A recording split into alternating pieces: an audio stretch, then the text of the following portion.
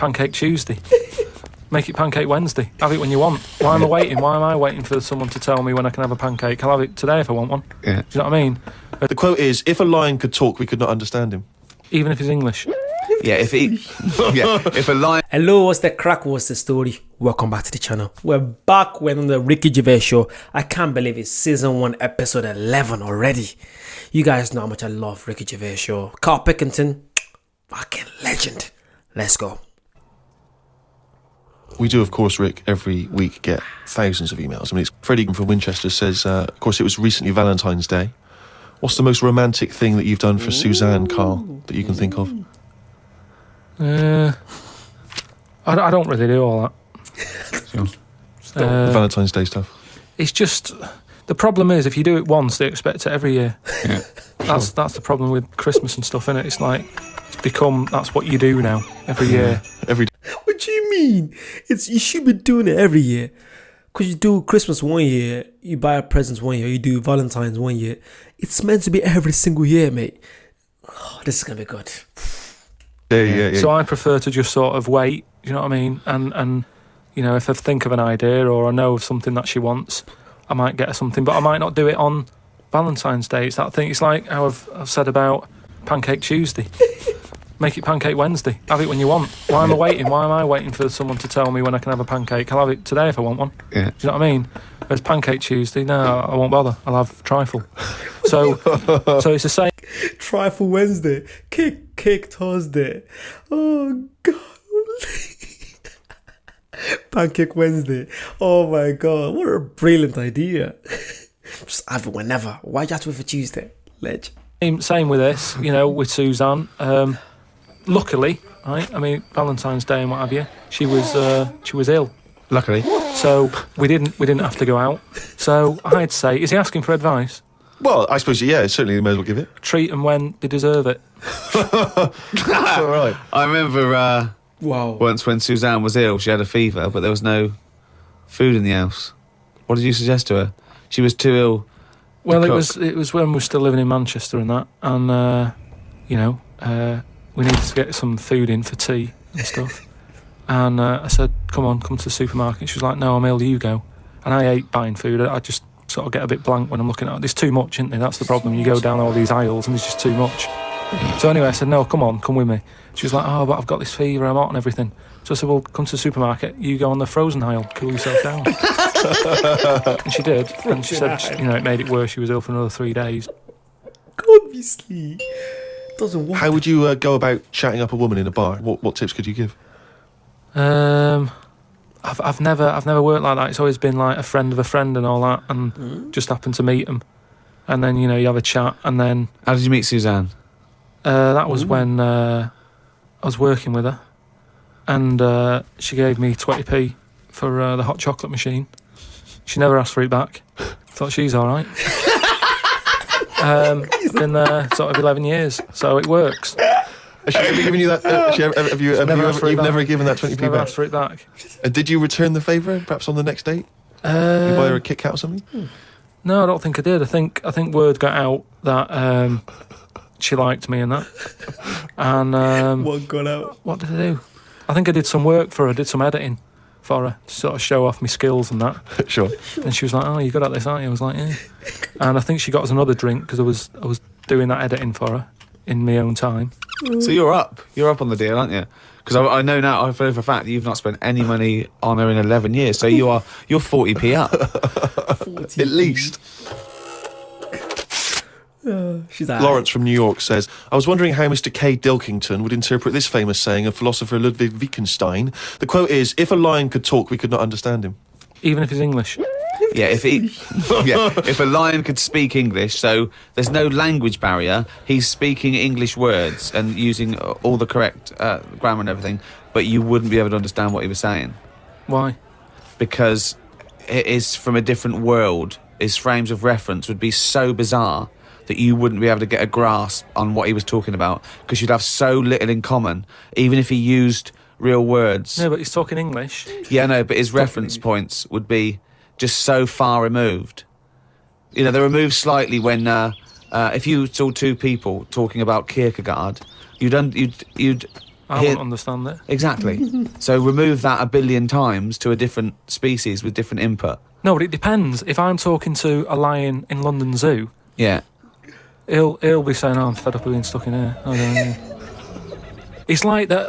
It depends what his background is. I mean, there's some people who might have lived down the road from me, but have a totally different life. Absolutely. So it doesn't matter that it's a lion, does it? Well, yeah, because they're just trying to remove it even more. So now it's not just a bloke who lived a few doors away. Now it's not even a bloke. Now it's not even... Yeah, but I'd pick something smaller or something, a worm without a mouth. I'd go, definitely not. What? Definitely not what? I wouldn't be having a chat with it. I just think that a worm that's underground, what's it got to offer me? It's blind and it hasn't got a mouth. It's not going to be a good day out with it, is what I'm saying. It's not going to have that much to say to me, even if it's English. Right? Even if it's And how can you tell if a worm is English? Does it wear a very tiny bowler hat? Oh, Christ. But do you understand? What about a jellyfish? No, I think that's where you can say you wouldn't be able to have a good chat with them, because to me, the sea might as well be another world. Yeah. Right? Yeah. In a way, I think on? the fish sort of have more rights than us. What do you mean? Just because when whoever made the world, right? Yeah. Say, we're just bigging up God. But if I was to have a bigging go up at God? it, I'd say you added too much water.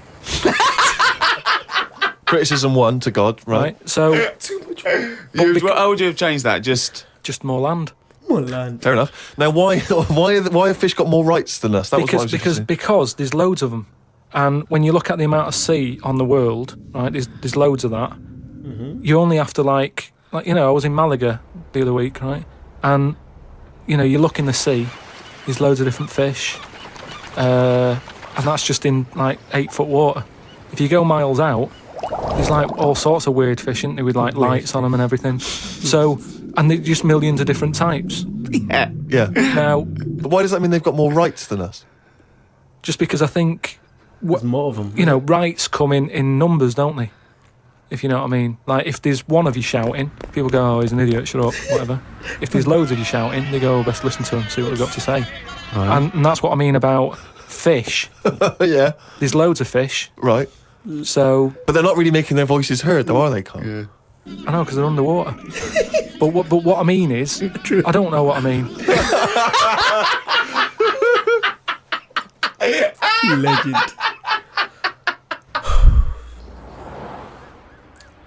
Carl, right? What do you think it's like being a crab? If you could go now, your mind into a crab, what would you see? Where would you be? What would you be doing? What would you be thinking? What would you think of all the other things the crabs you'd see, the squids you'd see? What's it like, do you think? I want you to... It's like creative writing. Just think. Just let yourself go. Come on. It's got to be a crab. What do you think of a slug? What do you think to be a slug? What would you do if you were transported now into a slug? What would you do? And Suzanne, you're suddenly in the kitchen, but you're a slug, and Suzanne's sort of like there, just making tea and that. How do you let her know it's you? It's impossible. I'd just chuck myself into the salt pot or something. No, because what do you do?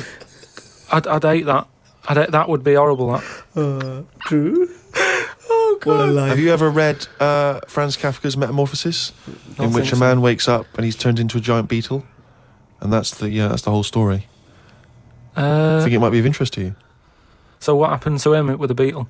Well, I don't want to ruin it for you in case you read it. I won't be reading it, don't worry. He joined a pop group with 3 other people. He was brilliant. No, it's a really wonderful book. It's a kind of almost heartbreaking because, of course, he does, like Ricky's saying, he finds it very hard then to relate to other people, even though he still has the consciousness of a human. His parents, his rest of his family, they don't know how to deal with him, because he's a giant beetle. He becomes a freak, he becomes an outsider. It's terrible, But hang on, though. Is he a giant beetle? Or is he... Well, yeah, that's not going to go down well, is it? That, of course, people aren't going to like you. But if it's a normal-sized one, then you just get in with the other beetles, don't you? Whereas if you're a giant... How would you do that? How would you ingratiate yourself? Right, so you're suddenly a beetle, you're Carl Pilkington, right? There's other people, they're doing their business, they're scuttling around, and you go in there, and they look at you as a new beetle. What's your first... What do you do? How do you ingratiate yourself? Well, for a bit, I wouldn't sort of barge into their house and that. I'd wait until they're out and about, and I'd like in life, right? sort of help them out. I don't know what beetles do all day. I've never seen one doing anything. They just seem to be going from one place to another. Right. I've never seen them carrying anything. I don't know what they eat. I don't know what they do. I don't know how we've got them, right? But what I mean is, I'd watch them and I'd sort of help them out. And, I mean, you know, it's like going on a date or meeting a woman, isn't it? But what if there is? Whoa, hang on. What do you mean? How is it like going on a date with a woman? Well, it's like I said about Suzanne with her hot chocolate. She bought me that and I've gone, she's all right. Right? She gets me another one before I know it. She's living with me. So... So you're all these beetles, they're scrubbing around, right? You're sort of like watching them, and then you realise that you want to mate with this female beetle. What do you do? What's your first move? Yeah, but I don't know what beetles do I? So I don't know what you do. I don't know if you go up and go, all right. What do they do? How do they get on? Well, it's a different world. I don't know yet, do I? Because I haven't done it. Would you feel bad because having your own mind in this beetle, right?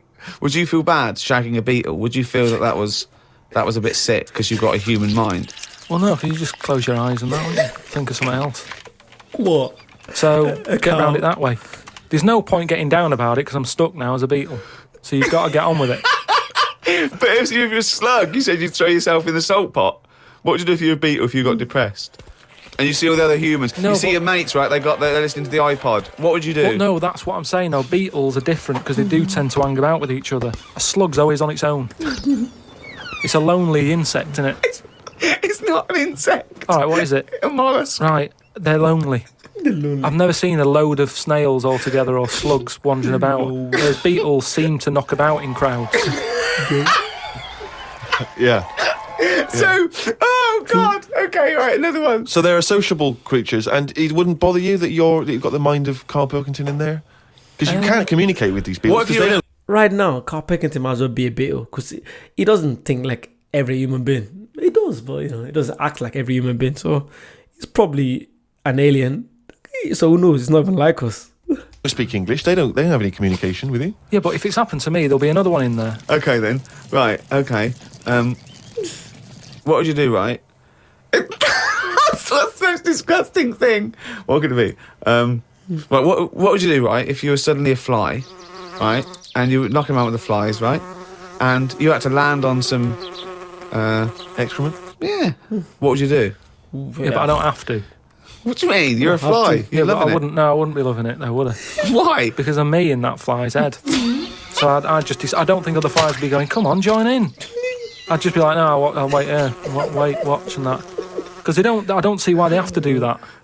What would you do, right, if you had to go back and you were in a, had to go and put your mind in like the, an unhatched egg of something, like maybe one of those, that a wasp was injected in a spider. So you know you're in an egg, right, which is really uncomfortable, in a spider. How would you feel about that, Carl? You're a baby wasp in the abdomen of a spider.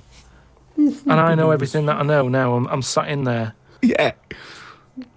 And now I'm in a spider as an unborn wasp. Chilling. What the fuck am I doing here? What's going on? I don't know what I'll do there. Probably try and sleep. There's nothing else to do, though, is there? I just pray to God it never happens. I don't believe it. He's written it down. Carl's diary. Well, that's the jingle that signals it's time for more extracts from Carl's diary, and we'll lunge straight into it. Wandered down Carnaby Street. There was a happy homeless fella. I gave him £1.50. I thought of a tongue twister after giving him the money. It goes, if you can't treat a cheerful tramp, what sort of tramp can you treat? It's good, that. All Say right. it fast. If you can't treat a cheerful tramp, what sort of tramp can you treat?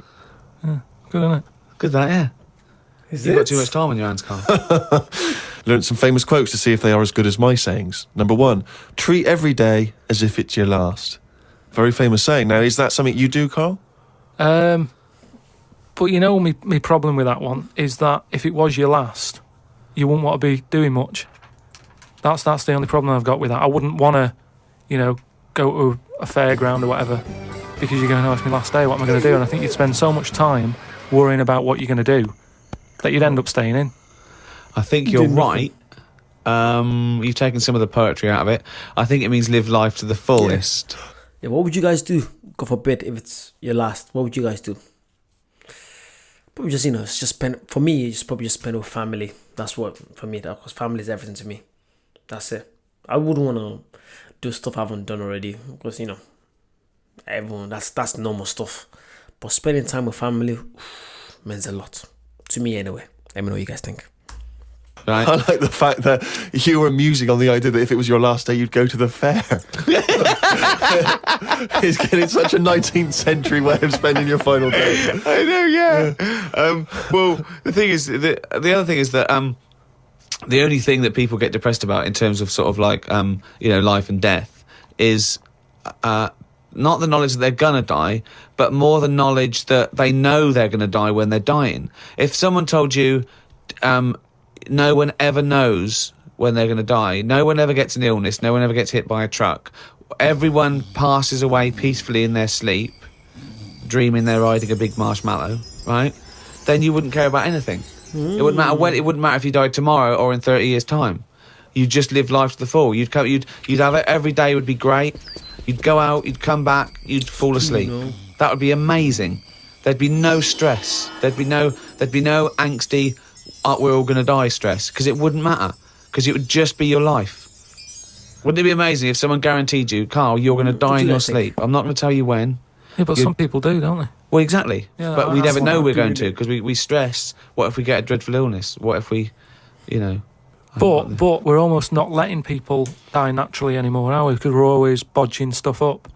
What do you mean? Well, someone who might naturally die in the sleep aren't allowed to naturally die in the sleep because they wake them up with those electric things and get them going again. Get them going and again. pop in a new lung or whatever whilst they're at it. That's what I'm saying. They don't just... You never hear it anymore, do you? Frank peacefully died in his sleep. No, he died on the operating table whilst we were putting in a new lung. They don't die naturally anymore. Frank. Oh, God. Frank died peacefully with 40,000 volts going through them and a couple of people going, clear! Clear! Rushing about today. Got to get a lot done as I'm flying to Malaga tomorrow to see my mum and dad. Don't like flying. I'd be happy if they give you a parachute instead of a life jacket. They say Da Vinci invented the parachute as well as the helicopter. He never got round to making them though because he only drew them on some paper. Got up at 5 a.m. as I had to get to Heathrow to get on the plane to see mum and dad in Malaga. Went out for a drink with a cousin who lives in Spain. Ain't seen her for 27 years. Oh, that must have been tricky, making conversation. I didn't really bother. Because where do you start? I might as well go up to anyone in the street and start having a chat. You have to go further back than... did you want Chantal to win Big Brother? Yeah. Me dad and me talked about history. I said we shouldn't go on about things that happened ages ago because I bet something similar has happened more recently. Brilliant. I would love to see his dad. I'm guessing his dad probably looks like him as well. I would love to see his dad. Oh, God. And how old is he now? I'm guessing it's probably like in his early 50s. I'm guessing now. Let me know, please. Read about an island in the Indian Ocean where there are tribesmen still living like they're cavemen. A helicopter tried to land and the tribesmen chucked spears at them. This is what I meant about not having to talk about things that happened ages ago. Wow. We have got new cavemen now, so why do we talk about the old ones? People could have lived before, but computers and all that blew up and books got burnt, so all they had left was what these tribesmen have got left. Who knows? Ramblings. That's the ramblings man. of a maniac. That's just a few hours before you go crazy with a gun in there. No, but what I mean there is, right, say if all this has happened before, something happens. Again, a lot of information from the Planet of the Apes. World ends, right? We come back again somehow. Yeah. It's the detail you leave out that makes you intriguing. Just like the watch that you can wear that tells you when you're going to die. How does it work? Pop it on your wrist. That's all the detail you need. So the world happened. No. We came back. Have you seen the pictures? Forget it then if you don't get it. It's interesting that you had all those profound thoughts about this period in the past when they all lived, but you still found it appropriate to include at the end of that. It says the tribesmen wave their knobs about when they've had enough of having visitors. That's what it said in the paper. That's what happens. They're quite happy. What paper is this that you're reading? It was in like a paper a couple of days ago. It said they don't mind having visitors if they're bringing them coconuts and stuff that they can eat. Once they've got everything they need, they start waving the tackle about, and that means like, right, leave now, which you would, wouldn't you? Yeah, at a dinner party. My grandfather used to do that. Is the monkey news yet? Chimpanzee monkey news that. That jingle is getting more annoyed by the week. Well, this is the final monkey news, right? I'm not doing this anymore, Okay. right? Because we've covered it all. All the monkey news has been covered? It has. We've done loads of them. I think all the news that needs to be sort of known has been told, right? That is the end of the news. Jesus Christ. What? Get on with it. Right, do you know we chatted about the monkey that went into space and stuff? This was the one that was fed by bananas that came out of a little chute on the space program. Yeah, it went up there. He came back. He could never get that The high exactly, again. yeah. You know what I mean? He tried other things. I think he tried to get a band together and that. Right, so anyway, there was loads of monkeys that were signed up to this NASA program, and it was 1961 when this little monkey called Ham, that was his name, as well as him, there was one called Enos. So anyway, what I found out about it since then, Ham went up there, did the left-right business with the bananas. Enos, they didn't put as much work into the trip when he went up there, and something went wrong with the machinery. And do you know how you get a banana for the left button and all that? It's official now. There's 2 buttons in this spaceship. Banana dispenser and everything else. The right button is everything else. But it worked the other way. The machinery went weird. Oh, no, really? So it meant that the right button would give him a banana. Right. The left button did everything else. Oh, no. How did So that, what had been taught? What? This is the problem with electronics, isn't it? Well, no. I don't think Apparently this is the problem. But the good I mean, honestly, look it up if you want. This is all online, by the So way. what happened when it all went haywire? What occurred? Luckily, Carl, this is online and it's bollocks. luckily, Enos, because he'd done a few trips, Right, he so was he was like, experienced. well, I know this isn't right. As much as I love bananas, this isn't right. That was his thinking, of course it was. So anyway, so he came back. They were all like over the moon with him. He said, I can't work with these conditions. Good mission and everything. Well done on working it out. He sorted all that out. It moved on a few years. Armstrong's gone up there. Buzz and that other fella. Buzz. They've been up there. The monkeys aren't needed anymore. But they were like, we've got all these monkeys who have done NASA training. What are we going to do with them all? And they had to raise £14 million to make them like an old sort of chimp home for retired Retired NASA-trained monkeys. Chimpanauts. So now it's chatting about there's a nursing home just for monkeys. Carl, I love you, Carl. But where you get all these stories from? Like, who's sending all this monkey news? I think I have to probably do some monkey news series as well. You guys send me some crazy stories, please. Some crazy stories. You guys know my TikTok. DM me on Insta. Follow me on Patreon. Message me on Patreon. Yeah? Let's go. I'll take requests on Patreon as well. Let's go. Chimpanauts. Something they've got in there is like a little museum, right, of all the missions and that they've been on, so they can sort of, even though they're not going to be going into space again, they can almost relive it and reminisce of the times that they've had. And they're reminiscing with each other, are they? just sort of going, chatting oh, about the remember old that time when it all went wrong, the button became the left when it should have been the right and all the rest of it. They just, sort of about old times, talking about old times and what have you, like old people like to do. Sure. And yeah, that's it. So if you want, Perhaps we should retire monkey news to that same place. that's what I mean. So, I hope you've enjoyed the monkey news and that. That was the last one. Look after the monkeys. Oh. Do your bit, because they've done their bit. Do your bit. That's it, yeah. But just because I'm not giving the news, look it up. Do you know what I mean? It's all out there. Don't be ignorant. Wise words. Again, absolute legend. Season 1, episode 11. B2's, I would have said maybe B2's slugs and monkeys. I love the part that when I was chatting about being a slug, being a beetle, not landing on shit or something like that. That was funny. Everything was just funny, literally from the beginning to the end. Legend. That was for about 23 minutes. It doesn't even feel like it. It went by so quick. Yeah, if you want to see more, make sure you like, comment, subscribe. Check out the Patreon. Stuff goes out onto Patreon early. Check out membership if you want to support the channel. And I'll see you guys very soon. Bye-bye.